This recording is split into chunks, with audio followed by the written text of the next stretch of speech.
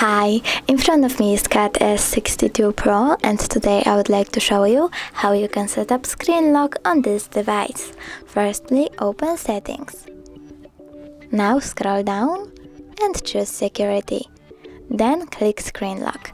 Over here, pick one of the options. Swipe pattern, pin or password. I will go with pattern, so I have to click on it, draw my pattern, click Next, draw it again and tap Confirm. How do you want the lock screen to display? Pick one of the options and tap Done.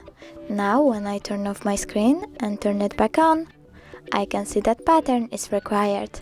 Thanks so much for watching. If you enjoyed this video, don't forget to leave a like, comment and subscribe.